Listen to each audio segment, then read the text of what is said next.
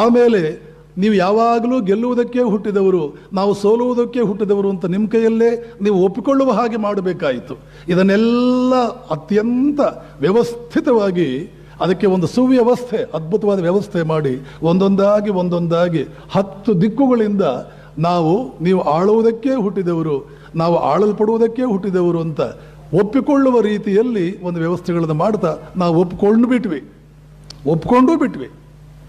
2 ಮಹಾಯುದ್ಧಗಳೇನಾದರೂ ನಡೆದಿರಲಿಲ್ಲ ಅಂದರೆ, 2ನೇ ಮಹಾಯುದ್ಧ ನಡೆದಿರಲಿಲ್ಲ ಅಂದರೆ ಇವತ್ತಿಗೂ ಇಂಗ್ಲೀಷ್ನವರೇನು ಈ ದೇಶವನ್ನು ಬಿಟ್ಟು ಹೋಗ್ತಿರ್ಲಿಲ್ಲ. ಇದು ಇನ್ನೊಂದು ಮುಖ್ಯವಾದ ವಿಷಯ ನೀವು ತಿಳ್ಕೊಳ್ಬೇಕು. ಯಾರೋ ಒಬ್ಬರು ಮಹಾತ್ಮ ಗಾಂಧಿ ಅಂತಾಗಲಿ, ಯಾರೋ ಒಂದು ಪಕ್ಷ ಅಂತಾಗಲಿ, ಯಾವುದೋ ಒಂದು ವ್ಯಕ್ತಿ ಅಂತಾಗಲಿ ಈ ದೇಶಕ್ಕೆ ಸ್ವಾತಂತ್ರ್ಯ 100ಕ್ಕೆ 100 ತಂದುಕೊಟ್ಟಿದ್ದೇನೂ ಅಲ್ಲ. ಈ ದೇಶಕ್ಕೆ ಸ್ವಾತಂತ್ರ್ಯ ಬರುವುದಕ್ಕೆ ಕಾರಣ 2ನೇ ಮಹಾಯುದ್ಧ. ಇಂಗ್ಲೆಂಡ್ ಧೂಳಿಪಟವಾಗಿ ಇನ್ನೂ ಇವರನ್ನು ಆಳುವುದಕ್ಕೆ ನಮ್ಮ ಕೈಯಲ್ಲಿ ಆಗುವುದಿಲ್ಲ, ಇನ್ನೂ ಇವರನ್ನು ಏನೂ ಮಾಡುವುದಕ್ಕೆ ಆಗುವುದಿಲ್ಲ, ಆಳುವುದು ಕಷ್ಟವಾಗುತ್ತೆ, ಮರ್ಯಾದೆಯಿಂದ ನಮ್ಮ ಮನೆಯಲ್ಲಿ ನಾವು ಉಳ್ಕೊಂಡ್ರೆ ಸಾಕಾಗಿದೆ ಅಂತ ಅವರಿಗೆ ಅನ್ನಿಸುವುದರಿಂದ, ಜೊತೆಗೆ ಇಲ್ಲಿಯ ಕೆಲವು ಕಾರಣಗಳು ಅದಕ್ಕೆ ಪೂರಕವಾಗಿ ಕೆಲಸ ಮಾಡುವುದರಿಂದ ಇಲ್ಲಿಂದ ಬಿಟ್ಟು ಹೋದರೆ ಹೊರತು, ಇವತ್ತು ನೀವು ನಮ್ಮ ಮಕ್ಕಳಿಗೆ ಏನೇನು ಸುಳ್ಳುಗಳು ಹೇಳ್ತಾ ಇದ್ದೀರಲ್ಲ, ಆ ಸುಳ್ಳುಗಳ ಪ್ರಕಾರ ಸ್ವಾತಂತ್ರ್ಯ ಬಂದಿದ್ದೇನೋ ಅಲ್ಲ.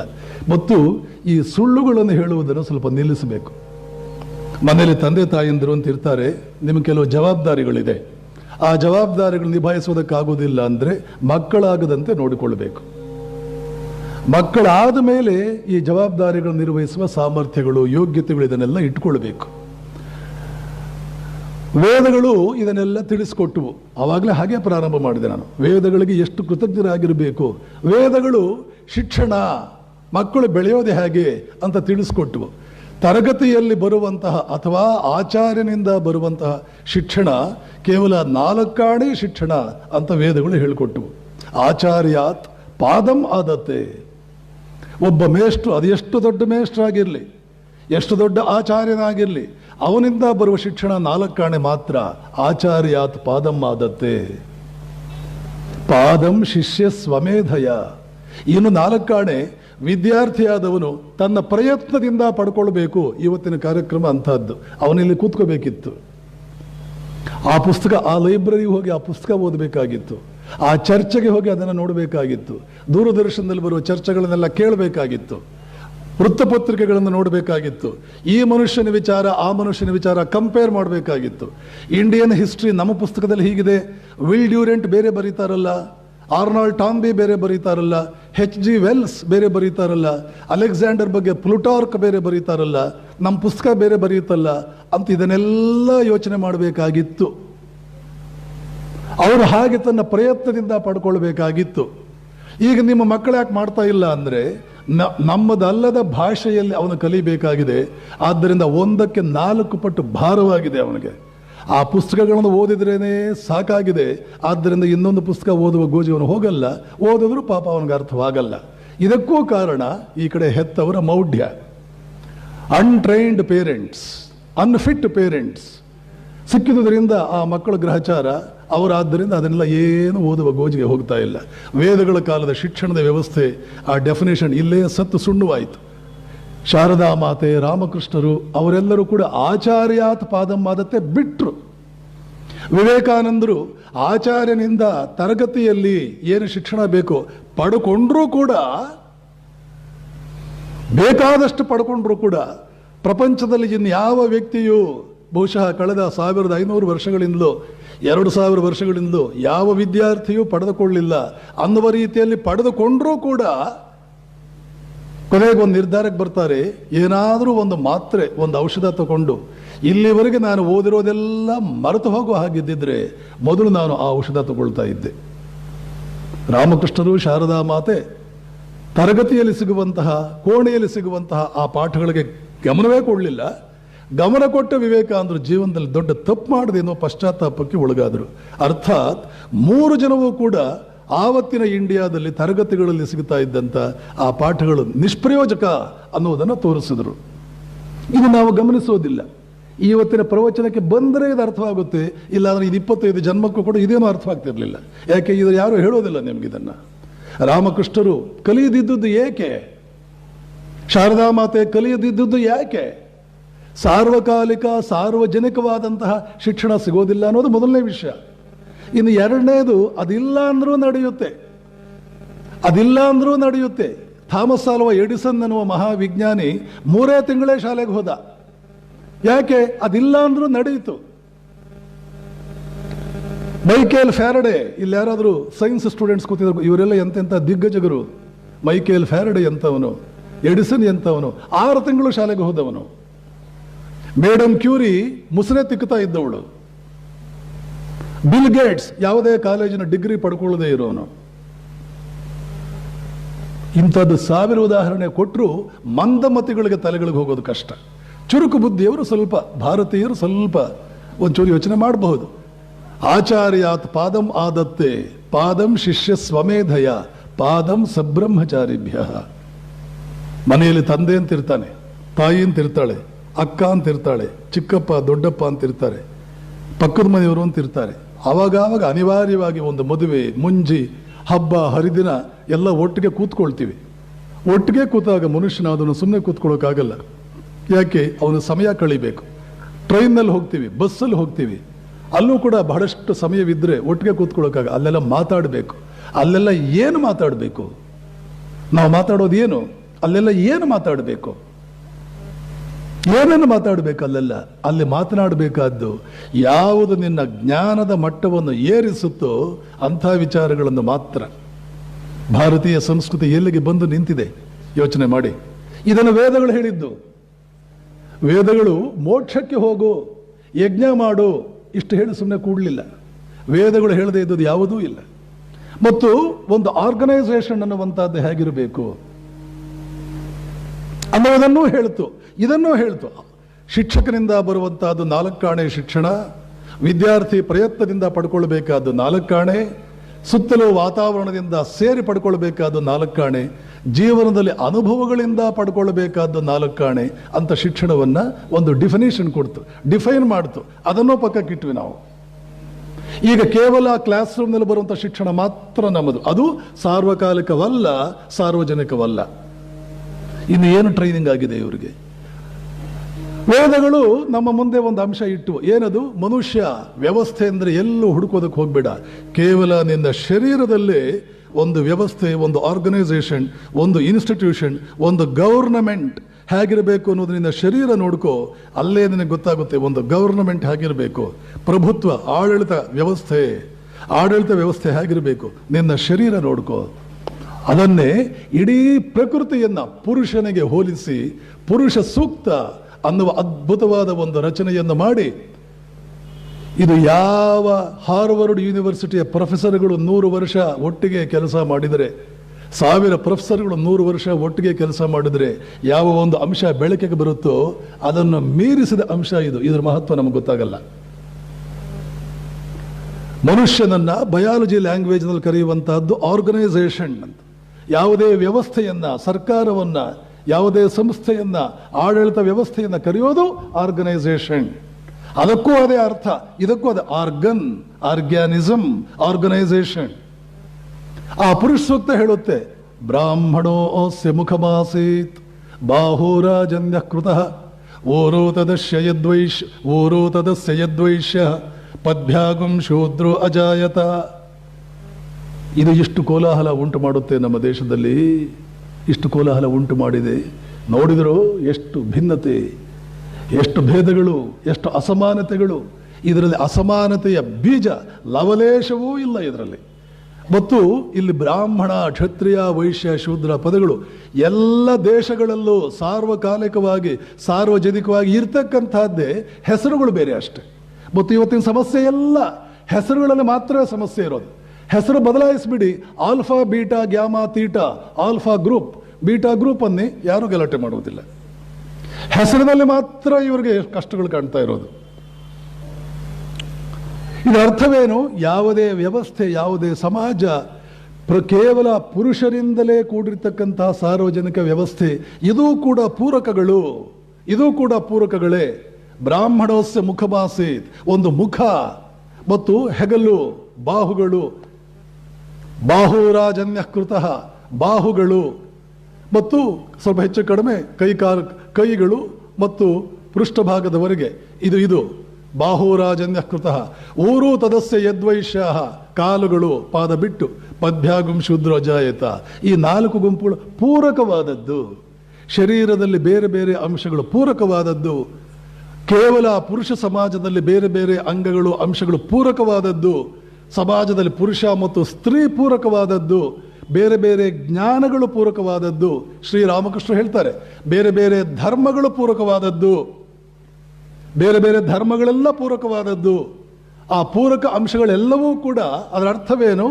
ಸಾಮರಸ್ಯ ಸಾಮರಸ್ಯ ಸಾಮರಸ್ಯ ಅನ್ನುವಂಥದ್ದೇ ಯಾವ ಕಾಲಕ್ಕೂ ಕೂಡ ಸಾರ್ವಕಾಲಿಕ ಸಾರ್ವಜನಿಕ ಹಲವಾರು ಮೌಲ್ಯಗಳಲ್ಲಿ ಸಾರ್ವಜನಿಕ ಸಾರ್ವಕಾಲಿಕ ಮೌಲ್ಯಗಳು 100.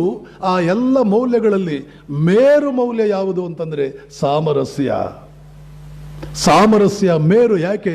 ಯಾವಾಗ ಎಲ್ಲ ಅಂಶಗಳು ಪೂರಕ ಆವಾಗ ಸಾಮರಸ್ಯವೇ ಅವುಗಳನ್ನು ಒಂದು ಮಾಡಬೇಕು. ಯಾವಾಗ ಅದನ್ನು ಒಂದು ಮಾಡುವುದಿಲ್ಲ ಆವಾಗ ಅದು ದುರ್ಬಲ, ಅದು ವೈಕಲ್ಯ, ಅಂಗವಿಕಲತೆ, ಪರಿಪೂರ್ಣತೆ ಇಲ್ಲ. ಇಂಡಿಯಾ ದೇಶಕ್ಕೆ 1000 ವರ್ಷಗಳ ಕಾಲ ಗುಲಾಮಗಿರಿ ಬಂದಿದ್ದು ಆ ಸಾಮರಸ್ಯದ ಕೊರತೆ. ಇವತ್ತೇನಾದರೂ ಸಮಾಜದಲ್ಲಿ ತೊಂದರೆ ಇದೆಯಾ? ಸಾಮರಸ್ಯದ ಕೊರತೆ ಇಲ್ಲ. ಕಣ್ಣು ಕಿವಿ ಎಲ್ಲವೂ ಕೂಡ ಸಾಮರಸ್ಯದಿಂದ ಕೆಲಸ ಮಾಡ್ತಾ ಇದೆ ಸ್ವಾಮೀಜಿ, ಆದರೂ ಕೂಡ ಹೀಗೆ ಹಾಕಿದೆ. ಹಾಗಾದರೆ ಕಣ್ಣಿನ ದೃಷ್ಟಿ ಸಾಮರ್ಥ್ಯ ಸರಿಯಿಲ್ಲ, ಕಿವಿಯ ದೃಷ್ಟಿ ಸಾಮರ್ಥ್ಯ ಸರಿಯಿಲ್ಲ. ಅದು ಪೂರಕವಾಗಿದ್ದರೂ ಒಂದೇ, ಪೂರಕವಾಗಿಲ್ಲ ಅಂದರೂ ಒಂದೇ. ಆದ್ದರಿಂದ ಇಡೀ ನಾಡನ್ನು ಕಟ್ಟುವುದು, ದೇಶವನ್ನು ಕಟ್ಟುವುದು, ಸಮಾಜವನ್ನು ಕಟ್ಟುವುದು, ಏನನ್ನಾದರೂ ಕಟ್ಟುವುದು ಸಮಷ್ಟಿ ಚೌಕಟ್ಟಿನಲ್ಲಿ ಕಟ್ಟುವುದು ಅಂತಂದ್ರೆ ನೆನಪಿಟ್ಕೊಳ್ಳಿ, ಒಂದೊಂದು ವೈಯಕ್ತಿಕ ಅಂಶದ ಸಾಮರ್ಥ್ಯಗಳನ್ನು ಜಾಸ್ತಿ ಮಾಡುವುದು, ಪ್ರತ್ಯೇಕ ಭಾಗ ಇದೆಯಲ್ಲ ಅದರ ಅಂಶಗಳನ್ನು ಜಾಸ್ತಿ ಮಾಡುವುದು, ಮತ್ತು ಅವೆಲ್ಲವೂ ಕೂಡ ಸಾಮರಸ್ಯದಿಂದ ಕೆಲಸ ಮಾಡುವಂತೆ, ಒಂದು ಸಮರಸ ಭಾವನೆಯಲ್ಲಿ ಅವು ಮಿಳಿತವಾಗುವಂತೆ ಒಂದು ವ್ಯವಸ್ಥೆ ಮಾಡುವುದು. ಶಾರದಾ ಮಾತೆ, ರಾಮಕೃಷ್ಣರು, ಸ್ವಾಮಿ ವಿವೇಕಾನಂದರು, ಇಂಡಿಯಾ, ಅಮೆರಿಕ ಅವೆಲ್ಲವೂ ಕೂಡ ಹೀಗೆ ಮಾಡುವಂತೆ ಒಂದು ವ್ಯವಸ್ಥೆ ಆಗಿದ್ದುದರಿಂದ ಇವತ್ತು ಅದ್ಭುತವಾದ ರಾಮಕೃಷ್ಣರ ವಿಚಾರಗಳು ಜಗತ್ತಿಗೆಲ್ಲ ಗೊತ್ತಾಗುವಂತೆ ಆಗ್ತಾ ಇದೆ. ಆದರೆ ಹೇಗೋ ಇವೆಲ್ಲವೂ ಪೂರಕವಾಗಿ ಕೆಲಸ ಮಾಡಿದವು. ಶ್ರೀರಾಮಕೃಷ್ಣ, ಶಾರದಾ ಮಾತೆ, ರಾಮಕೃಷ್ಣರು, ವಿವೇಕಾನಂದರು, ಭಾರತೀಯ ಉಪನಿಷತ್ ಮತ್ತು ಅಮೆರಿಕದ ಇಂಗ್ಲೆಂಡಿನ ಇಂಗ್ಲಿಷ್ ಭಾಷೆ, ಅಮೆರಿಕೆಯ ಶ್ರೋತೃಗಳು ಮತ್ತು ಇಂಡಿಯಾ ದೇಶದ ಉಪನ್ಯಾಸಕ, ಇವರಲ್ಲಿ ಒಂದು ಸಾಮರಸ್ಯ, ಇವರಲ್ಲಿ ಪೂರಕತೆ, 10 ಅಂಶಗಳು ಪೂರಕವಾಗಿ ಕೆಲಸ ಮಾಡಿ ಇವತ್ತು ನೀವು ಇಲ್ಲಿ ಕುಳಿತುಕೊಳ್ಳೋದಕ್ಕೆ ಸಾಧ್ಯವಾಯಿತು. ಶಾರದಾ ಮಾತೆ ಇದನ್ನು ಸೂಕ್ಷ್ಮವಾಗಿ ತಿಳಿಸ್ಕೊಡ್ತಾರೆ. ವೇದಗಳು ಆವತ್ತೇ ತಿಳಿಸಿಕೊಟ್ಟವು, 100 ರೀತಿಯಲ್ಲಿ ತಿಳಿಸ್ಕೊಟ್ಟವು. ಶಿವ ಶಕ್ತಿಗಳು ಪ್ರತ್ಯೇಕವಲ್ಲ, ಅದನ್ನು ಭಾವನೆಯಲ್ಲಿ ತಿಳಿಸ್ಕೊಟ್ಟವು. ಅದಕ್ಕೆ ಒಂದು ಓಂ ಅನ್ನುವಂತಹ ಒಂದು ವಿಚಾರವನ್ನು ತಿಳಿಸ್ಕೊಟ್ಟವು. ಪರಬ್ರಹ್ಮ, ಪರಮಾತ್ಮ, ಅಕಾರ ಉಕಾರ ಮಕಾರಗಳಿಂದ ಕೂಡಿರ್ತಕ್ಕಂಥ ಆ ಓಂನಲ್ಲೇ ಆ ಪರಬ್ರಹ್ಮ ಪರತತ್ವದ ಸ್ತ್ರೀ ರೂಪ, ಶಕ್ತಿ ರೂಪ ಉಮಾ ಕೂಡ ಆಗಿದ್ದಾಳೆ. ಅಕಾರ ಉಕಾರ ಮಕಾರಗಳಿಂದಲೇ ಉಕಾರ ಮಕಾರ ಅಕಾರವಾಗಿ ಓಂ ಎನ್ನುವ ಪರಬ್ರಹ್ಮ, ಉಮಾ ಎನ್ನುವಂತಹ ಅವನ ಪೂರಕವಾಗಿ ಕೆಲಸ ಮಾಡುವ ಅವನ ಲೀಲಾ ಸಹಚಾರಿಣಿ ಒಂದೇ ಅಂಶದಿಂದ ಒಂದೇ ವಸ್ತುವಿನಿಂದ ಮಾಡಲ್ಪಟ್ಟಿದ್ದಾರೆ ಅನ್ನೋದರಿಂದ ಪ್ರಾರಂಭ ಮಾಡಿ ಭಾರತೀಯ ಚಿಂತನ ಲಹರಿ ಅಲ್ಲಿಂದ ಪ್ರಾರಂಭ ಮಾಡಿ ಪುರುಷ ಸೂಕ್ತದವರೆಗೂ ತಂದು ಭಗವದ್ಗೀತೆಯಲ್ಲಿ ಯಜ್ಞ ಯಜ್ಞ ಯಜ್ಞ ಕೃಷ್ಣ 2 ಅಧ್ಯಾಯಗಳಲ್ಲಿ ಇದನ್ನು ಅದ್ಭುತವಾಗಿ ಹೇಳಿ ಪರಸ್ಪರಂ ಭಾವಯಂತಹ ಶ್ರೇಯ ಪರಮವಾಪ್ಸ್ಯತ. ಅರ್ಜುನ, ಪರಮ ಶ್ರೇಯಸ್ಸು ನಿನಗೆ ಬೇಕು ಅಂದರೆ ಪರಸ್ಪರ ಭಾವಿಸಿಕೊಳ್ಳುವುದೇ ಮಾರ್ಗ. ದೇವಾನ್ ಭಾವಯತಾನೇನ ತೇ ದೇವ ಭಾವಯಂತಹ ಪರಸ್ಪರಂ ಭಾವಯಂತಹ ಶ್ರೇಯ ಪರಮವಾಪ್ಸ್ಯತ ಅನ್ನೋದನ್ನು ತಿಳಿಸ್ಕೊಟ್ಟ ಕೃಷ್ಣ. ಆದರೆ ನಾವು ಕೇಳಿದೆವು, ಅರ್ಥವಾಯಿತೋ ಇಲ್ವೋ ಗೊತ್ತಿಲ್ಲ, ಜೀವನದಲ್ಲಿ ಅನುಷ್ಠಾನಕ್ಕಂತೂ ತರಲೇ ಇಲ್ಲ. ಮನುಷ್ಯನ ನಿರ್ಮಾಣ. ಶಾರದಾ ಮಾತೆ ಇದಕ್ಕೆ ತಮ್ಮದೇ ಆದ ರೀತಿಯಲ್ಲಿ ಒಂದು ಕೊಡುಗೆಯನ್ನು ಕೊಟ್ಟರು. ಸ್ತ್ರೀಯಾಗಿ ಒಂದು ಮನೆಯನ್ನು ಕಟ್ಟುವುದರಿಂದ ಪ್ರಾರಂಭವಾಗುವ ಈ ಲೋಕವನ್ನು ನಿರ್ಮಾಣ ಮಾಡುವ ಈ ಮಹಾನ್ ಪ್ರಕ್ರಿಯೆ, ಮನೆಯನ್ನು ಕಟ್ಟುವುದರಿಂದ ಪ್ರಾರಂಭವಾಗಿ ಸ್ತ್ರೀಯಳ ಪಾತ್ರವೇನು? ಈಗ ಆಧುನಿಕರೇನಾದರೂ ಶಾರದಾ ಮಾತೆಯನ್ನು ನೋಡಿದರೆ ಅವರಲ್ಲಿ ಮಹತ್ತರವಾದ್ದೇನು ಕಾಣೋದಿಲ್ಲ. ಮಹತ್ತರವಾದ ಕಾಣಬೇಕಾದ ಅವಶ್ಯಕತೆ ಇಲ್ಲ. ಶಾರದಾ ಮಾತೆಯಲ್ಲಿ ಇವರು ಕಾಣಬಹುದಾದ ಮಹತ್ವ ಕಾಣಬೇಕಾದ ಅವಶ್ಯಕತೆ ಇಲ್ಲ. ಸ್ವಲ್ಪ ಸೂಕ್ಷ್ಮತೆ ಬೇಕು. ಇದೆಲ್ಲದಕ್ಕೂ ಕೂಡ ಈ ವಿಚಾರಗಳನ್ನೆಲ್ಲ ಅರ್ಥ ಮಾಡಿಕೊಳ್ಳೋದಕ್ಕೆ ನಮಗೊಂದು ಸೂಕ್ಷ್ಮತೆ ಬೇಕು. ನಿಮ್ಮ ಮುಂದೆ ನಾನೊಂದು ವಿಚಾರ ಇಡೋಕ್ಕೆ ಇಷ್ಟಪಡ್ತೇನೆ. ರಾಷ್ಟ್ರಕವಿ ಕುವೆಂಪು ಅಂತ ಒಬ್ಬ ವ್ಯಕ್ತಿ ಹುಟ್ಟಿ ಬಂದರು. ದೇಶವೇ ಅವರ ಬಗ್ಗೆ ಹೆಮ್ಮೆ ಪಡುತ್ತೆ. ಕುವೆಂಪು ಹೇಗೆ ಹುಟ್ಟಿದರು? ಎಲ್ಲ ಮನೆಗಳಲ್ಲೂ ಒಬ್ಬ ಕುವೆಂಪು ಹುಟ್ಟಲಾರ ಯಾಕೆ? ಕುವೆಂಪು ಹುಟ್ಟುವುದಕ್ಕೆ ಏನು ಕಾರಣ? ಕುವೆಂಪು ಯಾಕೆ ಹುಟ್ಟಲಿಲ್ಲ ಎಲ್ಲರ ಮನೆಗಳಲ್ಲೂ? ರಾಮಕೃಷ್ಣರೇ ಯಾಕೆ ಬಹಳಷ್ಟು ಮನೆಗಳಲ್ಲಿ ಹುಟ್ಟದೇ ಹೋದರು? ವಿಶ್ವೇಶ್ವರಯ್ಯನವರು ಯಾಕೆ ಹುಟ್ಟದೇ ಹೋದರು? ನಿನ್ನೆ ನಾರಾಯಣಮೂರ್ತಿ ಹೇಗೆ ಹುಟ್ಟುತ್ತಾರೆ ಅನ್ನೋದನ್ನು ಸ್ವಲ್ಪ ಸೂಕ್ಷ್ಮವಾಗಿ ಹೇಳಿದೆ. ವಿವೇಕಾನಂದರು ಹೇಗೆ ಹುಟ್ಟಿದರು? ಕುವೆಂಪು ಅವರ ತಾಯಿ ಯಾವುದೇ ಕನ್ನಡದಲ್ಲಿ ಗ್ರಂಥಗಳನ್ನು ಬರೆದವಳಲ್ಲ. ತಂದೆಗೆ ಬಹುಶಃ ಕನ್ನಡ ಬರೆಯೋದಕ್ಕೂ ಬರ್ತಿರ್ಲಿಲ್ಲ. ಕುವೆಂಪು ಹುಟ್ಟಿದ್ದು ಹೇಗೆ? ಕುವೆಂಪು ಹೇಗೆ ಹುಟ್ಟುಬಿಟ್ಟ? ಕುವೆಂಪು ತಾಯಿ ಅಪ್ರಸ್ತುತಳು, ಕುವೆಂಪು ಅಪ್ರಸ್ತುತರಲ್ಲ. ಆಳವಾಗಿ ನಾವು ವಿಚಾರ ಮಾಡಬೇಕು. ಆದರೆ ಕುವೆಂಪು ತಾಯಿ ಶಾರದಾ ಮಾತೆ ನಡೆಸಿದ ಜೀವನಕ್ಕೆ ಆದರ್ಶವಾಗಿ ಇಟ್ಟುಕೊಂಡು ಸಾಧ್ಯವಾದಷ್ಟು ನಡೆಸಿದವಳು. ವಿವೇಕಾನಂದರ ತಾಯಿ ಎಲ್ಲೂ ಇಂಗ್ಲಿಷ್ನಲ್ಲಿ ಮಾತನಾಡಿದವಳಲ್ಲ, ಎಲ್ಲೂ ಧ್ಯಾನ ಮಾಡಿದವಳಲ್ಲ. ವಿವೇಕಾನಂದರು ಹೇಗೆ ಹುಟ್ಟಿದರು? ವಿಶ್ವೇಶ್ವರಯ್ಯನವರ ತಾಯಿಗೆ ಯಾವ ಇಂಜಿನಿಯರಿಂಗ್ ಕಾಲೇಜ್ಗೂ ಹೋಗಿರಲಿಲ್ಲ. ವಿಶ್ವೇಶ್ವರಯ್ಯ ಹಾಗೆ ಹುಟ್ಟಿದರು.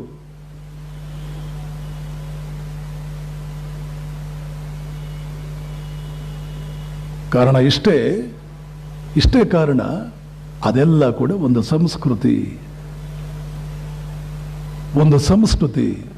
ಆ ಸಂಸ್ಕೃತಿಯಲ್ಲಿ ನಮಗೆ ಕಾರಣವಾಗುವಂತಹದ್ದು, ನಮಗೆ ಎದ್ದು ಕಾಣುವಂತಹದ್ದು ಶಾರದಾ ಮಾತೆಯ ಜೀವನವನ್ನು ನಾವು ಅವಲೋಕನ ಮಾಡ್ತಾ ಬಂದರೆ ನಮಗೆ ಸ್ಪಷ್ಟವಾಗಿ ಗೊತ್ತಾಗುತ್ತದೆ.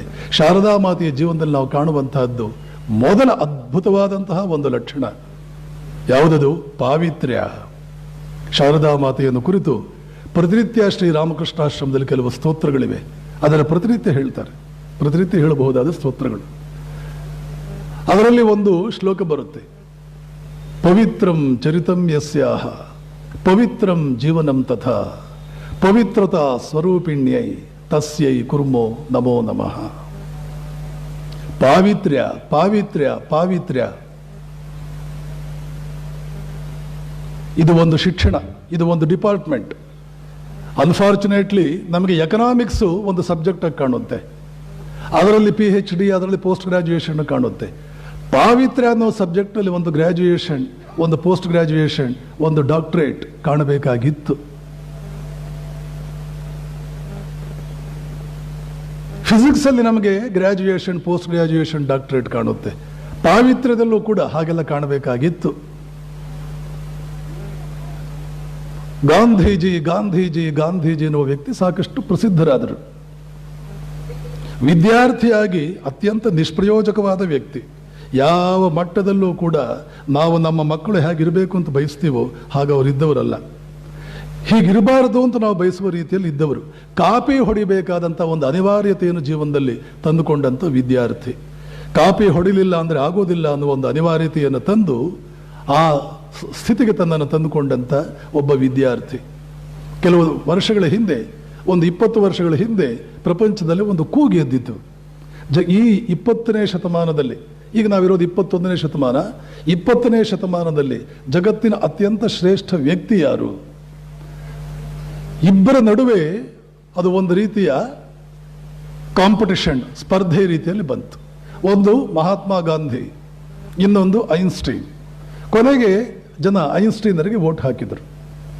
ಆದರೆ ಸ್ವಯಂ ಐನ್ಸ್ಟೈನ್ ಅವರು ಬದುಕಿದ್ದಾಗ ಗಾಂಧೀಜಿಯವರ ಬಗ್ಗೆ ಒಂದು ಭಾವನೆಯನ್ನು ಇಟ್ಕೊಂಡಿದ್ದರು. ಯಾವ ಭಾವನೆ? ಬಹುಶಃ ಈ ಮನುಷ್ಯ ತೀರಿಕೊಂಡ ಮೇಲೆ ಹೀಗೆ ಒಬ್ಬ ವ್ಯಕ್ತಿ ಬದುಕಿದ್ದ ಅಂತ ನಾವೇನಾದರೂ ಹೇಳಿದ್ರೆ ಜಗತ್ತಿನ ಜನ ನಂಬಲಾರರು. ಹೀಗೊಬ್ಬ ವ್ಯಕ್ತಿ ಇದ್ದ ಅಂತ ಹೇಳಿದ್ರೆ ಜಗತ್ತಿನ ಜನ ನಂಬಲಾರರು. ಅಲ್ಲಿ ಗಾಂಧೀಜಿ ಆ ಮಟ್ಟಕ್ಕೆ ಏರಿದ್ರು. ವಿದ್ಯಾರ್ಥಿಯಾಗಿದ್ದ ಮಟ್ಟದಿಂದ ಐನ್ಸ್ಟೈನ್ ಹಾಗಿದ್ದಿದ್ರೆ ಚೆನ್ನಾಗಿರ್ಬೋದಾಗಿತ್ತಲ್ಲ ಅಂತ ಭಾವಿಸಿರಬಹುದು. ಗಾಂಧೀಜಿಯವರ ವಿದ್ಯಾರ್ಥಿ ಜೀವನವನ್ನು ನಾವು ನೋಡಿದ್ರೆ ಐನ್ಸ್ಟೈನ್ ರೀತಿಯಲ್ಲಿ ಇದ್ದಿದ್ರೆ ಚೆನ್ನಾಗಿರಬಹುದಾಗಿತ್ತಲ್ಲ ಅಂತ ಭಾವಿಸಬಹುದು. ಐನ್ಸ್ಟೈನ್ ತಮ್ಮ ರೀತಿಯಲ್ಲಿ ಒಂದು ಮಹತ್ವವನ್ನು ಪಡ್ಕೊಂಡ್ರು, ಒಂದು ಶಿಖರಕ್ಕೆ ಏರಿದ್ರು. ಗಾಂಧೀಜಿ ತಮ್ಮ ರೀತಿಯಲ್ಲಿ ಒಂದು ಶಿಖರಕ್ಕೆ ಏರಿದ್ರು. ಗಾಂಧೀಜಿಯವರನ್ನು ಕಂಡು ಐನ್ಸ್ಟೈನ್ ಆಶ್ಚರ್ಯಗೊಂಡ್ರು. ಹೀಗೊಬ್ಬ ವ್ಯಕ್ತಿ ಬದುಕಿದ್ದ ಅಂದರೆ ಯಾರು ಜನ ನಂಬುವುದಿಲ್ಲ ಇನ್ನು ಮೇಲೆ. ಅವರ ದೃಷ್ಟಿಯಲ್ಲಿ ಅವರಿಗಿಂತಲೂ ಗಾಂಧೀಜಿ ಬಹಳ ದೊಡ್ಡವರಾಗಿದ್ದರು. ನಮ್ಮ ಮುಂದೆ ಇಲ್ಲೊಂದು ವಿಷಯ ಬರುತ್ತೆ. ಹಾಗಾದರೆ ಇವರು ಡಾಕ್ಟರೇಟ್ ಮಾಡಿದ್ದು, ಇವರು ಮಹಾನ್ ಆಗಿದ್ದು, ಇವರು ಔನ್ನತ್ಯವನ್ನು ಸಾಧಿಸಿದ್ದು ಯಾವ ಸಬ್ಜೆಕ್ಟ್ನಲ್ಲಿ ಸಾಕಷ್ಟು ಮುಂದುವರೆದು, ಯಾವ ಸಬ್ಜೆಕ್ಟಿನಿಂದ ಇವರು ಈ ಮಹತ್ವ ಸಿಕ್ಕಿತು ಇವರಿಗೆ? ಫಿಸಿಕ್ಸ್ ಅಲ್ಲ, ಎಕನಾಮಿಕ್ಸ್ ಅಲ್ಲ, ಸೋಷಿಯಾಲಜಿ ಅಲ್ಲ, ಮ್ಯಾಥಮ್ಯಾಟಿಕ್ಸ್ ಅಲ್ಲ, ಆ ಥರದ್ದು ಯಾವುದೂ ಅಲ್ಲ. ಯಾವುದರಿಂದ ಇವರಿಗೆ ಈ ಮಹತ್ವ ಸಿಕ್ತು? ನಾವು ಯೋಚನೆ ಮಾಡಿದ್ರೆ ಅವರಿಗೆ ಆ ಮಹತ್ವ ಸಿಕ್ಕಿದ್ದು ಪವಿತ್ರಂ ಚರಿತಂ ಯಸ್ಯಾಹ ಪವಿತ್ರಂ ಜೀವನಂ ತಥಾ. ಆ ಪಾವಿತ್ರ್ಯ ಅನ್ನುವ ಮಲ್ಟಿ ಡಿಸಿಪ್ಲಿನ್ಡ್ ಅದ್ಭುತವಾದಂತಹ ಒಂದು ಶಕ್ತಿ ಇದೆಯಲ್ಲ, ಅದರ ಎರಡು ಮುಖ ಗಾಂಧೀಜಿಯವರು ಮುಟ್ಟಿದ್ದು. ಎರಡು ಮುಖವನ್ನು ಮಾತ್ರ. ಪಾವಿತ್ರ್ಯ ಅನ್ನುವಂಥದ್ದು ಮಲ್ಟಿ ಡಿಸಿಪ್ಲಿನ್ಡ್ ಫ್ಯಾಕಲ್ಟಿ.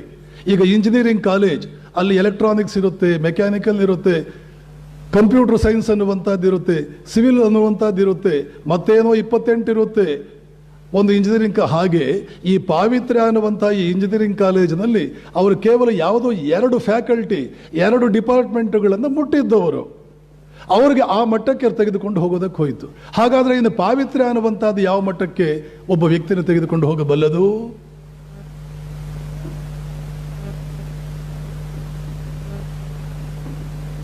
ಶಾರದಾ ಮಾತೆ ಈ ಪಾವಿತ್ರ್ಯ ಅನ್ನುವುದ ತುದಿಗೆ ಮುಟ್ಟಿದರು. ಮತ್ತು ಇಲ್ಲಿ ಒಂದು ಸಣ್ಣ ಸಂದೇಶವನ್ನು ಕೂಡ ಕೊಟ್ಟರು. ಯಾವುದೇ ಮನೆಯಲ್ಲಿ ಇದಕ್ಕೆ ಸಾಕಷ್ಟು ಮಹತ್ವ ಕೊಡಬೇಕಾಗಿರ್ತಕ್ಕಂಥ ಮಲ್ಟಿ ಡಿಸಿಪ್ಲಿನ್ಡ್ ಫ್ಯಾಕಲ್ಟಿ ಇದು. ಯಾವುದೇ ಮನೆಯಲ್ಲಿ ಸಾಕಷ್ಟು ನಾವು ಗಮನ ಕೊಡಬೇಕಾಗಿರ್ತಕ್ಕಂಥ ವಿಚಾರ ಇದು. ಪವಿತ್ರಂ ಚರಿತಂ ಯಸ್ಯಾಹ ಪವಿತ್ರಂ ಜೀವನಂ ತಥಾ ಪವಿತ್ರತಾ ಸ್ವರೂಪಿಣ್ಯೆ ತಸ್ಯೈ ಕುರ್ಮೋ ನಮೋ ನಮಃ. ಇದರಿಂದ ಏನು ಪ್ರಯೋಜನವಾಗುತ್ತೆ? ಹಲವಾರು ರೀತಿಯಲ್ಲಿ ಇದನ್ನೆಲ್ಲ ಎಕ್ಸ್ಪ್ಲೈನ್ ಮಾಡ್ತಾ ಕೂತ್ಕೋಬೇಕಾಗುತ್ತೆ. ದರೋಡೆಕೋರನ ಒಂದು ಘಟನೆ ನಾವು ತೆಗೆದುಕೊಂಡು ನೋಡೋಣ. ಇದೇ ಶಾರದಾ ಮಾತೆ ಇನ್ನೂ ಬೇರೆ ಸಂದರ್ಭಗಳಲ್ಲಿ ದರೋಡೆಕೋರ ಅವನನ್ನು ಬೇರೆ ರೀತಿಯಲ್ಲಿ ಎದುರಿಸಿದಾಳೆ. ಅದನ್ನೇ ನಾವು ದುರ್ಗಾ ಸಪ್ತಶತಿಯಲ್ಲಿ ನಾವು ನೋಡ್ತೇವೆ. ಶಾರದಾ ಮಾತೆ ಸ್ವಯಂ ದೇವಿ ಅನ್ನುವಂಥದ್ದು ಈ ಸಂದರ್ಭಕ್ಕೆ ನಾವು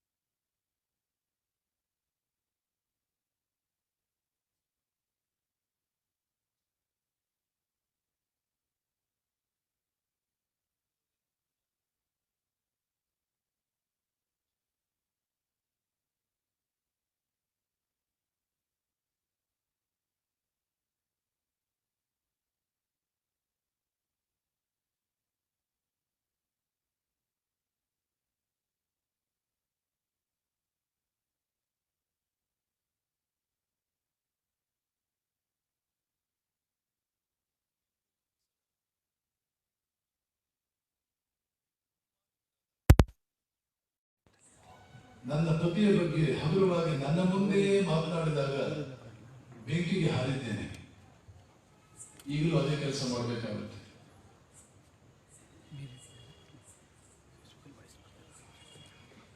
ಶ್ಯಾಮಸುಂದರಿ ದೇವಿ ರಾಮಕೃಷ್ಣನ ಬಗ್ಗೆ ಹಗುರವಾಗಿ ಮಾತನಾಡಿದಾಗ, ನನ್ನ ಪತಿಯ ಬಗ್ಗೆ ಹಗುರವಾಗಿ ಮಾತನಾಡಿದಾಗ ಶಾರದಾ ಮಾತೆಯ ಪ್ರತಿಕ್ರಿಯೆ ಏನು ಅಂತಂದ್ರೆ, ಈ ಹಿಂದೆ ನನ್ನ ಪತಿಗೆ ಅವಮಾನವಾಗಿ ಬೆಂಕಿಗೆ ಹಾರಿದಂತಹ ಘಟನೆ ನನ್ನ ಜೀವನದಲ್ಲಿ ನಡೆದು ಹೋಗಿದೆ.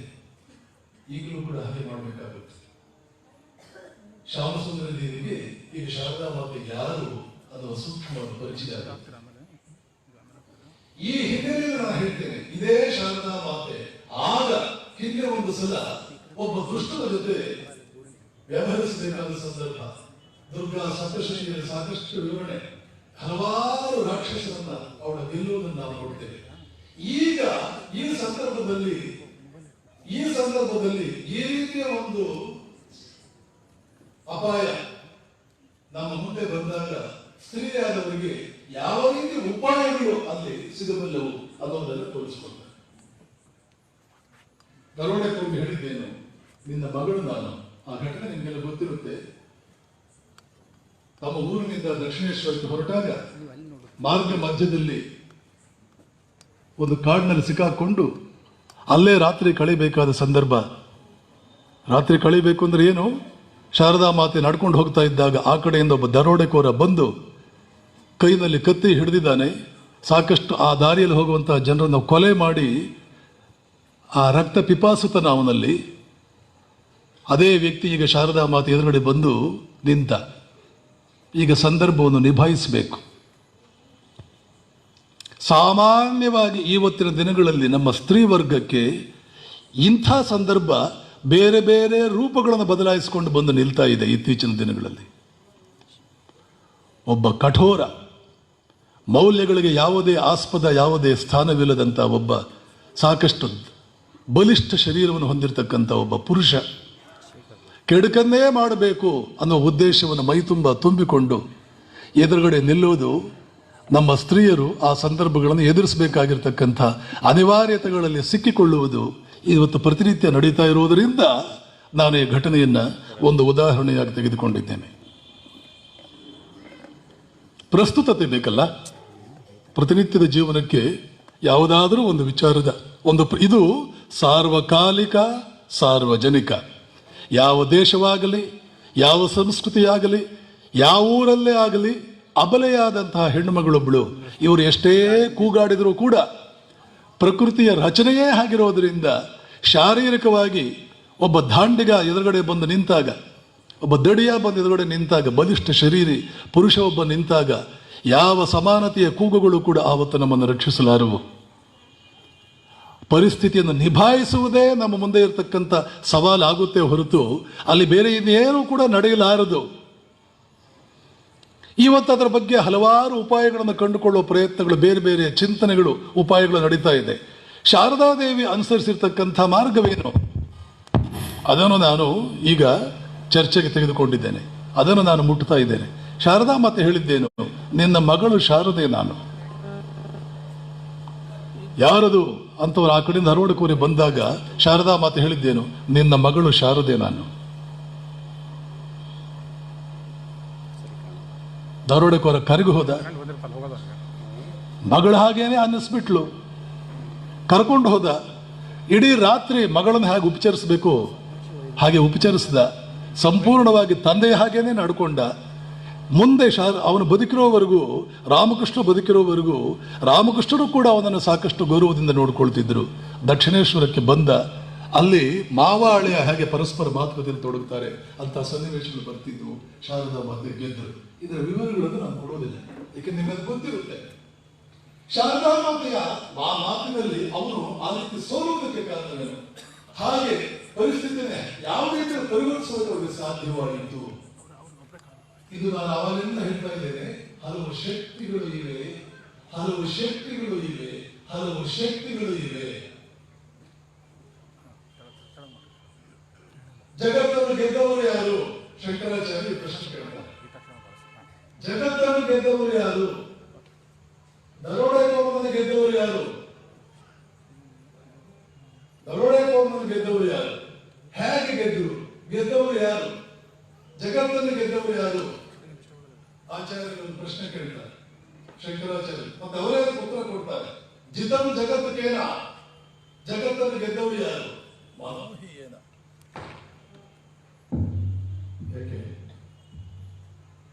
ಯಾರು ಮನಸ್ಸನ್ನು ಗೆದ್ದರು ಅವರು ಜಗತ್ತನ್ನು ಗೆದ್ದರು.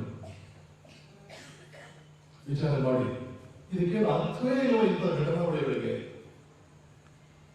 ಇದು ನಮ್ಮ ಹೆಣ್ಮಕ್ಕಳಿಗೆ ಪ್ರಸ್ತುತವೇ ಅಲ್ವಾ? ಮನಸ್ಸನ್ನು ಗೆದ್ದವರು ಜಗತ್ತನ್ನು ಗೆದ್ದರು.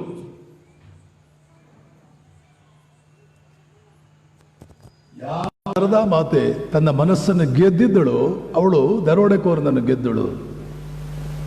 ಪವಿತ್ರಂ ಚರಿತಂ ಯಸ್ಯಾಹ ಅಂತ ನಾನು ಆವಾಗಿಂದ ಹೇಳ್ತಾ ಇದ್ದೀನಲ್ಲ, ಅದು ಅದರ ಅಡಕ, ಅದು ನಿಂತಿರುವುದು, ಅದರ ಮೂಲ ಇರುವುದು, ಅದರ ರಹಸ್ಯವಿರುವುದು ಅವರ ಮನಸ್ಸನ್ನು ಗೆದ್ದವರು. ನಿಜಕ್ಕೂ ಕೂಡ ಹೇಳಬೇಕು ಅಂತಂದ್ರೆ, ನನಗೆ ಆಚಾರ್ಯಾತ್ ಪಾದಂ ಆದತ್ತೆ, ಆಚಾರ್ಯನಿಂದ ಬರುವಂತಹ ನಾಲ್ಕಾಣೆ ಲಕ್ಷಣ, ನಾಲ್ಕಾಣೆ ವಿದ್ಯೆ ಅದು ನನಗೆ ಬೇಡ ಬಿಟ್ರಲ್ಲ. ಬಿಟ್ರೆ ಹಾಗಾದ್ರೆ ಸುಮ್ಮನೆ ಏನೋ ಕೂತ್ಕೊಳ್ಳಿಲ್ಲ, ಅವರು ಬೇರೆ ವಿದ್ಯೆಗಳನ್ನು ಪಡೆದುಕೊಳ್ಳೋದಕ್ಕೆ ಹೋದರು. ವಿವೇಕಾನಂದರು ನನಗೇನಾದ್ರೂ ಔಷಧ ಸಿಕ್ಕಿದ್ರೆ ನಾನು ಮರಿತೀನಿ, ಯಾಕೆ ಅದು ಪ್ರಯೋಜನವಿಲ್ಲ, ಯಾಕೆ ಅದಕ್ಕಿಂತಲೂ ಮೀರಿದ, ಅದಿಲ್ಲ ಅಂದ್ರೂ ನಡೆಯುತ್ತೆ ಅನ್ನುವಂತಹ ವಿದ್ಯೆಯನ್ನು ಈಗಾಗಲೇ ಅವ್ರು ಪಡ್ಕೊಂಡು ಬಿಟ್ಟಿದ್ರು. ಯಾವುದದು? ಮನಸ್ಸನ್ನು ಗೆಲ್ಲುವ ಸಾಮರ್ಥ್ಯ. ಮನಸ್ಸನ್ನು ಗೆದ್ದ ವಿವೇಕಾನಂದರು ಗೆದ್ದಿದ್ರು. ಯಾಕೆ? ಸಮಾಧಿ ಸ್ಥಿತಿಗೆ ಹೋದರು. ಶ್ರೀರಾಮಕೃಷ್ಣ ಕೃಪೆಯಿಂದ ನಿರ್ವಿಕಲ್ಪ ಸಮಾಧಿ ಈಗಾಗಲೇ ಆಗಿಬಿಡ್ತವ್ರಿಗೆ. ನಿರ್ವಿಕಲ್ಪ ಸಮಾಧಿ ಅಂದ್ರೂ ಒಂದೇ, ಮನೋಲಯ ಅಂತಂದ್ರು ಒಂದೇ. ಮನಸ್ಸಲ್ಲಿ ಸಂಪೂರ್ಣವಾಗಿ ಸತ್ತೇ ಹೋಯಿತು. ಇದನ್ನೇ ತಗೊಂಡು ನಾವು ಹಲವಾರು ಉಪನ್ಯಾಸಗಳ ಮೂಲಕ ಹಲವು ಸಮಯದಲ್ಲಿ ಇದನ್ನು ಮಾತನಾಡೋದಕ್ಕಿದೆ. ಮನಸ್ಸನ್ನು ಗೆದ್ರವರು.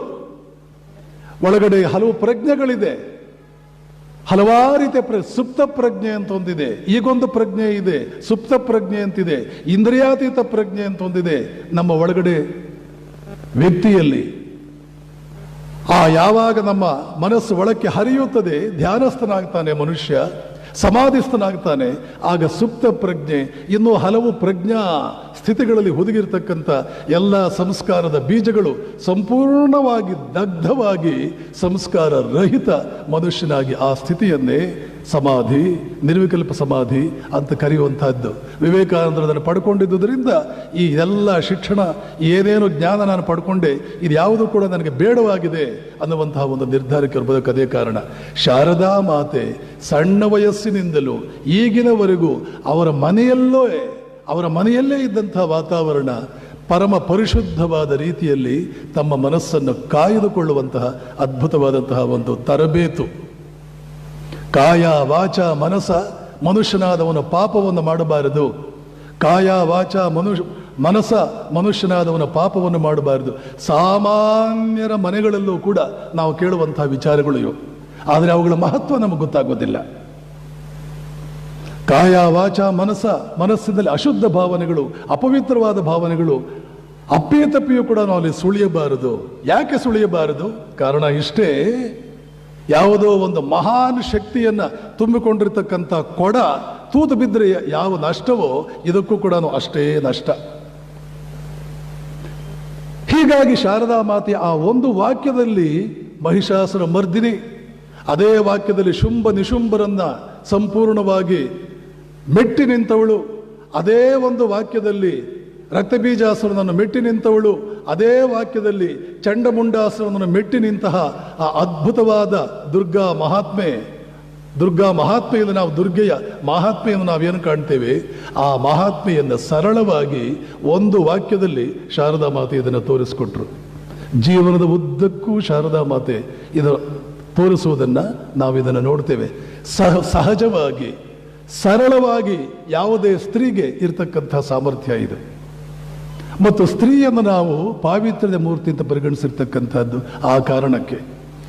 ಈ ವಿಷಯವನ್ನು ಸಾಧ್ಯವಾದರೆ ನಾಳಿನ ಉಪನ್ಯಾಸದಲ್ಲಿ ಮುಂದುವರಿಸ್ತೇನೆ. ಇನ್ನೊಂದು ಪುಟ್ಟ ವಿಷಯವನ್ನು ಮುಟ್ಟಿ ನನ್ನ ಉಪನ್ಯಾಸಕ್ಕೆ ಮುಕ್ತಾಯವನ್ನು ಹಾಡ್ತೇನೆ. ಶಾರದಾ ಮಾತೆಯಲ್ಲಿ ನಾವು ಕಾಣುವ ಇನ್ನೊಂದು ಮಹತ್ತರವಾದ ಅಂಶ, ಯಾವುದೇ ಸ್ತ್ರೀಯಲ್ಲೂ ಸಹಜವಾಗಿರ್ತಕ್ಕಂಥ ಒಂದು ಲಕ್ಷಣ, ಒಂದು ಸಾಮರ್ಥ್ಯ, ತನ್ನನ್ನು ತಾನು ಕಳೆದುಕೊಳ್ಳುವುದು.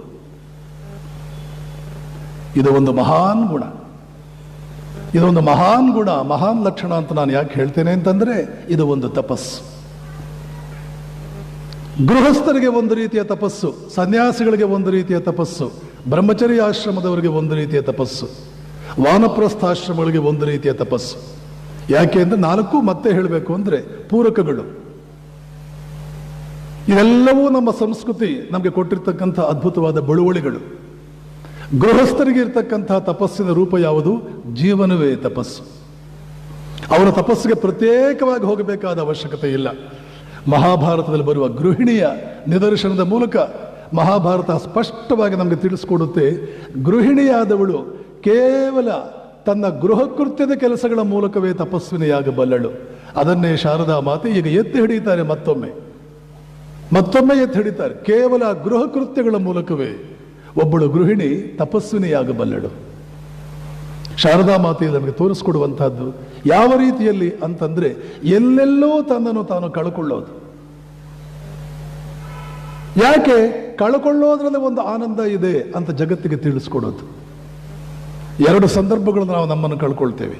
ಇನ್ನೊಬ್ಬರಿಂದ ಮೋಸ ಹೋಗ್ತೇವೆ, ಅವರ ಮೇಲೆ ನಮಗೆ ಬಹಳ ಪ್ರೀತಿ ಇರೋದ್ರಿಂದ ನಾವು ರಾಜಿಯಾಗಿ ನಮ್ಮನ್ನು ಕಳೆದು ನಾವು ಸೋತು ನಾವು ಇನ್ನೊಬ್ಬರನ್ನು ಗೆಲ್ಲಿಸ್ತೇವೆ. ನಮಗೆ ಇಷ್ಟವಿಲ್ಲದೆ ನಾವು ಸೋಲಬೇಕು ಅಂತಿಲ್ಲ, ಮತ್ತು ಯಾರಂದ್ರೆ ಅವ್ರ ಕೈಯಿಂದಲೇ ನಾವು ಸೋಲಬೇಕು, ಯಾರಂದ್ರೆ ಅವ್ರ ಮುಂದೆ ನಾವು ಕಳ್ಕೊಳ್ಳಬಾರದು. ಹರೀಶ ಅನ್ನುವಂಥ ಒಬ್ಬ ದುಷ್ಟ ಬರ್ತಾನೆ. ಆ ದುಷ್ಟ ಹರೀಶ ಅನ್ನುವಂಥ ಒಬ್ಬ ದುಷ್ಟ ರಾಮಕೃಷ್ಣರ ಶಿಷ್ಯನಾಗಿದ್ದವನು. ಅವನೇನೋ ಕೆಲವು ಔಷಧಿಗಳನ್ನ ಅವನ ಹೆಂಡತಿ ಮಾಟ ಮಂತ್ರ ಎಲ್ಲ ಮಾಡಿಸಿ ಹುಚ್ಚೆದ್ದು ಅವರಿಗೆ ಒಂದು ರೀತಿಯ ತಲೆ ಕೆಟ್ಟು ಹೋಗಿ ಶಾರದಾ ಮಾತೆಯ ಕಾಮಾರಪುರದಲ್ಲಿ ವಾಸ ಮಾಡ್ತಾ ಇದ್ದಾಗ ಅಲ್ಲಿಗೆ ಬಂದು ಅವನು ಕಾಮ ಒಳಗಡೆಯಿಂದ ಸಾಕಷ್ಟು ಜಾಗೃತವಾಗಿ ಶಾರದಾ ಮಾತೆಯ ಬೆನ್ನು ಹತ್ತುತ್ತಾನೆ, ಅವರನ್ನು ಅಟ್ಟಿಸ್ಕೊಂಡು ಬರ್ತಾನೆ. ಆವಾಗ ಶಾರದಾ ಮಾತೆ ತಮ್ಮನ್ನು ತಾವು ಕಳ್ಕೊಳ್ಳಿಲ್ಲ. ದರೋಡೆಕೋರನ ಮುಂದೆ ತಮ್ಮನ್ನು ಕಳ್ಕೊಂಡ್ರು, ಎಲ್ಲಾ ಸಂದರ್ಭಗಳಲ್ಲೂ ತಮ್ಮನ್ನು ಕಳ್ಕೊಂಡ್ರು. ಹುಚ್ಚರ ನಡುವೆ ಬದುಕಿದ್ರು, ಆ ಹುಚ್ಚರ ನಡುವೆ ತಮ್ಮನ್ನು ತಾವು ಕಳೆದುಕೊಂಡು ಅವರ ನಡುವೆ ಜೀವನ ಮಾಡ್ತಾ ಬಂದರು. ಎಲ್ಲೆಲ್ಲೂ ಹಾಗೆ ಮಾಡ್ತಾ ಬಂದರು, ತ್ಯಾಗಮಯಿ ಆದರು. ಒಬ್ಬ ಅಮ್ಜದ್ ಅನ್ನುವಂತಹ ಕಳ್ಳ ಬಂದರೂ ಕೂಡ ಆಗಿನ ಕಾಲದ ಅತ್ಯಂತ ಮಡಿವಂತ ದಿನಗಳಾಗಿದ್ದಂಥ ಆ ದಿನಗಳಲ್ಲಿ ಅವನ ಎಂಜಲ್ ಎಲೆಯನ್ನು ಎತ್ತಿ ಅತ್ಯಂತ ಸಂಪ್ರದಾಯಸ್ಥ ಮನೆತೆರೆದ ಹೆಣ್ಣುಮಗಳಾಗಿ ಈ ವೇಳೆಗೆ ಕಲ್ಕತ್ತೆಯ ಸಮಾಜ ಜಗನ್ಮಾತೆ ಅಂತ ಹೇಳಿ ಗೌರವಿಸ್ತಾ ಇದ್ದಂಥ ಕಾಲದಲ್ಲಿ ಅವನ ಎಂಜಲ್ ಎಲೆಯನ್ನು ಎತ್ತಿ ತಮ್ಮ ತಗ್ಗುವ ಆ ನಡವಳಿಕೆಯನ್ನ ಇನ್ನಷ್ಟು ಮೆರುಗು ಕೊಟ್ಟು ಜಗತ್ತಿಗೆ ತೋರಿಸಿಕೊಟ್ರು. ಇಲ್ಲೆಲ್ಲೂ ಕೂಡ ಒಂದು ರೀತಿಯಲ್ಲಿ ತಮ್ಮನ್ನು ತಾವು ಶೂನ್ಯವಾಗಿಸಿಕೊಳ್ಳೋದು ಇದನ್ನೇ ನೋಡ್ತೇವೆ. ಎಲ್ಲದಕ್ಕಿಂತಲೂ ಬೃಹತ್ ಪ್ರಮಾಣದಲ್ಲಿ ತಮ್ಮನ್ನು ತಾವು ಶೂನ್ಯರಾಗಿಸಿಕೊಂಡಿದ್ದು ರಾಮಕೃಷ್ಣರ ಕೈನಲ್ಲೇ. ಹೇಗೆ ಯಾವುದೇ ಸ್ತ್ರೀ ಕನಸು ಮನಸ್ಸುಗಳಲ್ಲೂ ಕೂಡ ಸಹಿಸುವುದಕ್ಕೆ ಅಸಾಧ್ಯವಾದಂತಹ ಸ್ಥಿತಿಯಲ್ಲಿ ತಮ್ಮನ್ನು ತಾವು ಇಟ್ಟುಕೊಂಡು ಅಲ್ಲೂ ತಮ್ಮನ್ನು ತಾವು ಕಳೆದುಕೊಂಡ್ರು. ಒಂದು ಏನು, ನಿನಗೆ ಮಕ್ಕಳಾಗೋದು ಬೇಡ, ರಾಮಕೃಷ್ಣರು ಹೇಳಿದರು. ಯಾವ ಸ್ತ್ರೀಯಾದವಳು ತಾನು ಬಂಜೆಯಾಗಿರೋದಕ್ಕೆ ಇಷ್ಟಪಡೋದಿಲ್ಲ, ಯಾವ ಸ್ತ್ರೀಯಾದವಳು ತಾನು ವಿಧವೆಯಾಗುವುದಕ್ಕೆ ಇಷ್ಟಪಡೋದಿಲ್ಲ. ಅದು ಅಂದಿನ ಕಾಲದಲ್ಲಿ ವಿಧವೆ ಅಂತಂದ್ರೆ ಒಂದು ರೀತಿಯ ಸಮಾಜ ಪಕ್ಕಕ್ಕೆ ಒಂದು ಮೂಲೆಗೆ ಕೂಡಿಸ್ಬಿಡ್ತಿತ್ತು ಅವರನ್ನ. ಆಗಿನ ಕಾಲ ಆ ಎರಡೂ ಸ್ಥಿತಿಗಳನ್ನ ತಮ್ಮ ಮೈ ಮೇಲೆ ಎಳೆದುಕೊಂಡ್ರು.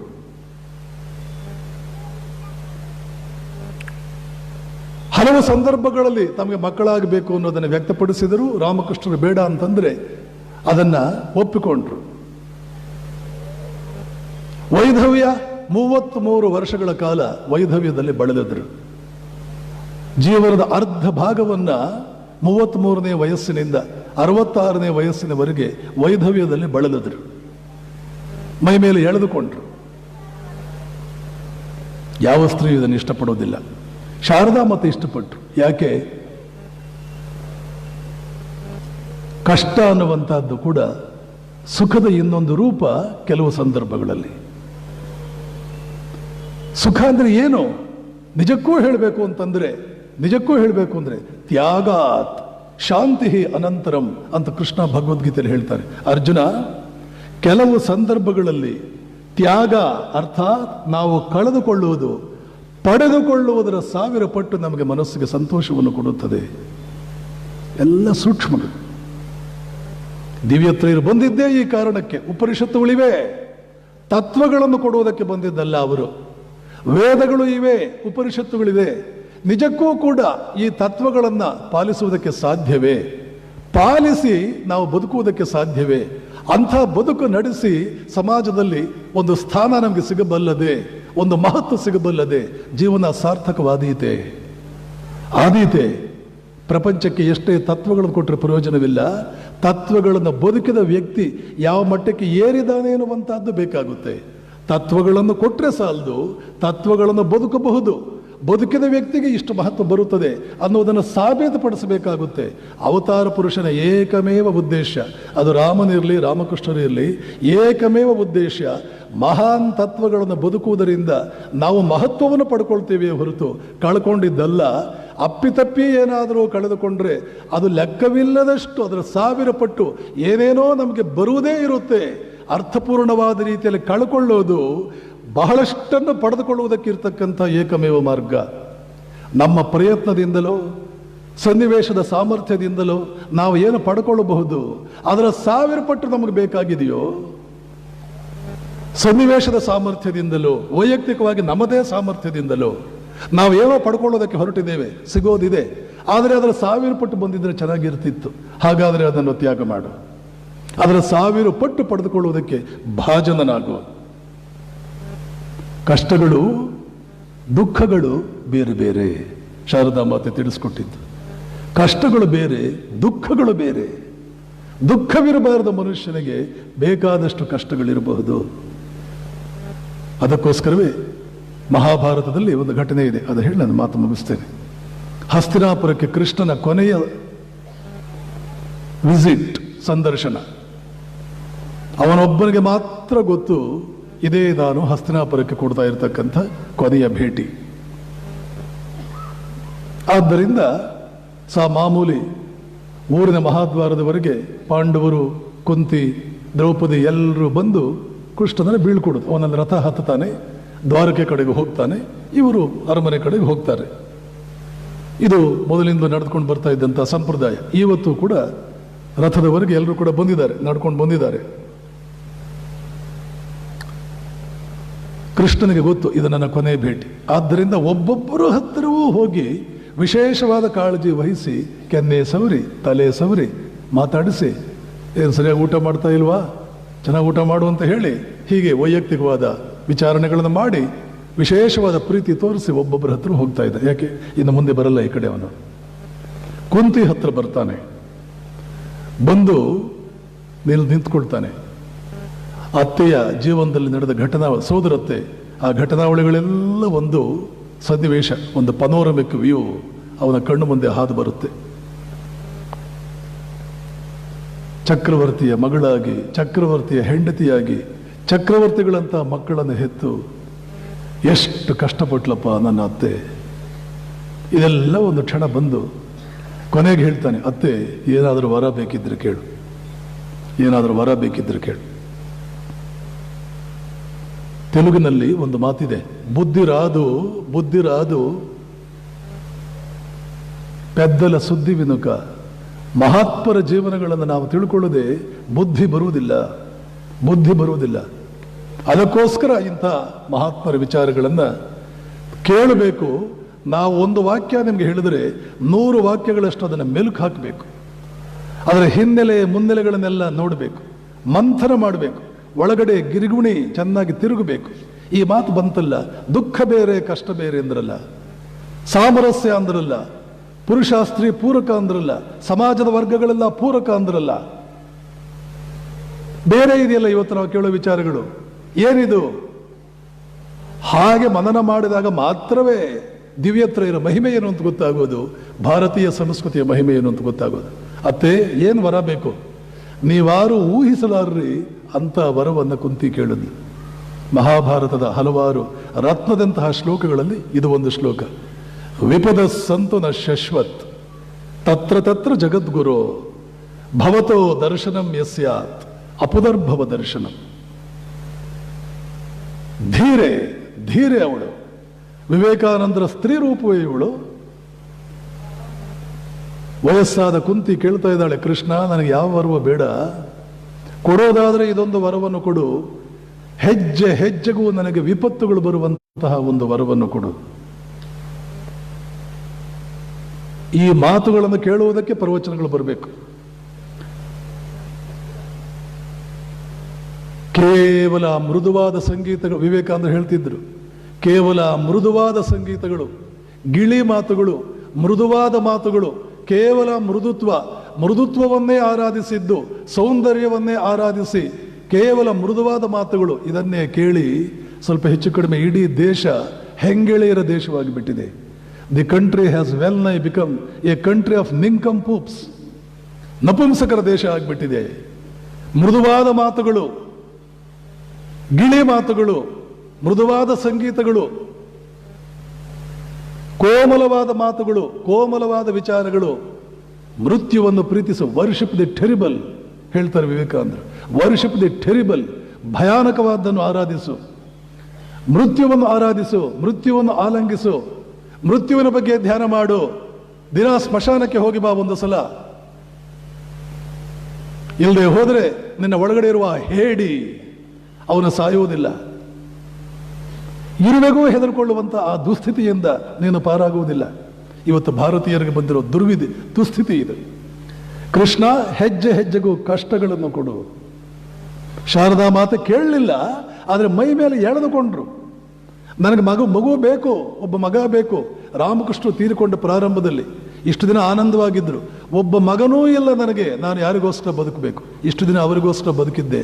ಒಬ್ಬನೇ ಒಬ್ಬ ಮಗ ಅಂತಿಲ್ಲ ನನಗೆ ಯಾರಿಗೋಸ್ಕರ ನಾನು ಬದುಕಬೇಕು? ಆದರೆ ರಾಮಕೃಷ್ಣರು ಅದ್ಭುತವಾದಂತಹ ಒಂದು ಪಾಠ ಹೇಳಿಕೊಟ್ಟಿದ್ರು. ನೋಡು ಶಾರದೆ, ನೆನ್ಪಿಟ್ಕೋ, ರಕ್ತ ಸಂಬಂಧ ಅತ್ಯಂತ ಕನಿಷ್ಠ ಮಟ್ಟದ, ಅತ್ಯಂತ ಕೆಳಮಟ್ಟದ ಸಂಬಂಧ. ಅದಕ್ಕಿಂತಲೂ 1000 ಪಟ್ಟು ಶ್ರೇಷ್ಠವಾದ ಸಂಬಂಧಗಳು ಯಾವ ಮಾನುಷ ಸಮಾಜದಲ್ಲಿ ನಿರ್ಮಾಣವಾಗುವುದಿಲ್ಲ. ಆ ಮಾನುಷ ಸಮಾಜ ಬಹಳ ಕೆಳಮಟ್ಟದ ಸಮಾಜ. ಕೃಷ್ಣ ಅರ್ಜುನನಿಗೆ ಹೇಳಿದ್ದ, ದುರ್ಯೋಧನ ನಿನ್ನ ಬಂಧು, ರಕ್ತ ಸಂಬಂಧ ಕಣೋ ಅವನು, ಅದರ ನಿಜವಾದ ಬಂಧು ಅಲ್ಲ, ಅತ್ಯಂತ ಕೆಳಮಟ್ಟದ ಬಂಧುತ್ವ ಇದು. 10 ರೀತಿಯ ಬಂಧುತ್ವಗಳಿವೆ. ಆ ಉನ್ನತ ಮಟ್ಟದ ಬಂಧುತ್ವಗಳನ್ನು ಇವತ್ತು ನಮ್ಮ ದೇಶ ಮರೆತಿದೆ. ಉದ್ಧಾರವಾಗುವುದಕ್ಕೆ ಏನು ಬೇಕೋ ಅದನ್ನೆಲ್ಲ ಬರುತ್ತಿದೆ. ಈಗ ಒಂದೇ ಒಂದು ಬಂಧುತ್ವ ನೆನಪಿದೆ. ಯಾವುದದು? ರಕ್ತ ಸಂಬಂಧ, ಜಾತಿ ಸಂಬಂಧ. ಇನ್ಯಾವ ಬಂಧುತ್ವ ಅದಕ್ಕೆ ನೆನಪಿಲ್ಲ. ಶಾರದೆ, 100,000 ಮಕ್ಕಳು ಬರ್ತಾರೆ, ಆದರೆ ನಿನ್ನ ಹೊಟ್ಟೆಯಲ್ಲಿ ಹುಟ್ಟಿದವರಲ್ಲ. ನಿನ್ನ ಹೊಟ್ಟೆಯಲ್ಲಿ ಹುಟ್ಟಿದ ಮಕ್ಕಳಿಗಿಂತಲೂ ಚೆನ್ನಾಗಿ ನೋಡ್ಕೊಳ್ತಾರೆ. ಜಗತ್ತಿನಲ್ಲಿ ನಡ್ಕೊಂಡು ಬರುತ್ತೆ ಇದು. ಹೊಟ್ಟೆಯಲ್ಲಿ ಹುಟ್ಟಿದ, ತಲೆ ಕಡಿದು ತಪಸ್ಸು ಮಾಡಿದ್ರೆ ಹುಟ್ಟೋದಿಲ್ಲ. ಅಂಥ ಮಕ್ಕಳನ್ನ ಬಿಟ್ಟು ಹೋಗ್ತೀನಿ, ಯಾಕೆ ಯೋಚನೆ ಮಾಡ್ತೀಯ ಮಕ್ಕಳಿಲ್ಲ ಅಂತ ಹೇಳಿದ್ರು ರಾಮಕೃಷ್ಣ. ತಲೆ ಕಡಿದುಕೊಂಡು ತಪಸ್ಸು ಮಾಡಿದ್ರೆ ಹುಟ್ಟಲ್ಲ, ಅಂಥ ಮಕ್ಕಳನ್ನ ಬಿಟ್ಟು ಹೋಗ್ತೀನಿ. ಮಕ್ಕಳಿಲ್ಲ ಅಂತ ಯಾಕೆ ಕೊರಗ್ತೀಯ ನೀನು?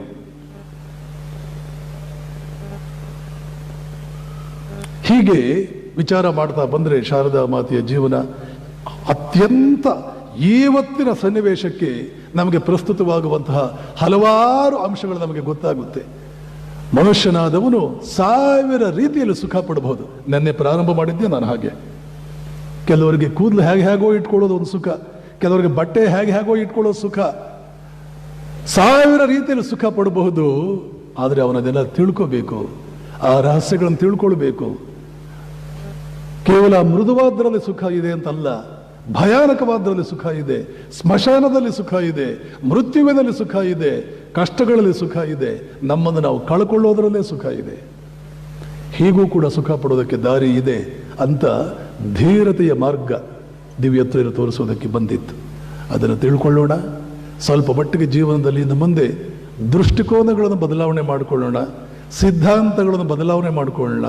ಸ್ವಲ್ಪ ನಂಬಿಕೆಗಳನ್ನು, ನಮ್ಮ ಕಾನ್ಸೆಪ್ಟ್ಸ್ನ ಸ್ವಲ್ಪ ಬದಲಾವಣೆ ಮಾಡಿಕೊಂಡ್ರೆ, ಒಂದೊಂದು ಮನೆ ತನ್ನ ಮೂಲಕ ಒಂಚೂರು ಬದಲಾವಣೆಯಾದರೆ ಆಶ್ರಮ ಆಗಿದ್ದಕ್ಕೆ ಮತ್ತು ಇಂಥ ವಿಚಾರಗಳನ್ನೆಲ್ಲ ಇಲ್ಲಿ ಚರ್ಚೆಗೆ ಇಟ್ಟಿದ್ದಕ್ಕೆ ಸಾರ್ಥಕವಾಗುತ್ತೆ ಅಂತ ಹೇಳಿ, ದಿವ್ಯತ್ರೆಯರ ಕೃಪಾಶೀರ್ವಾದದಿಂದ ನನಗೆ ನಿಮಗೆಲ್ಲರಿಗೂ ಒಳ್ಳೆಯದಾಗಲಿ ಅಂತ ಹೇಳಿ ಮಾತುಗಳಿಗೆ ಮುಕ್ತಾಯವನ್ನು ಹಾಡ್ತೇನೆ.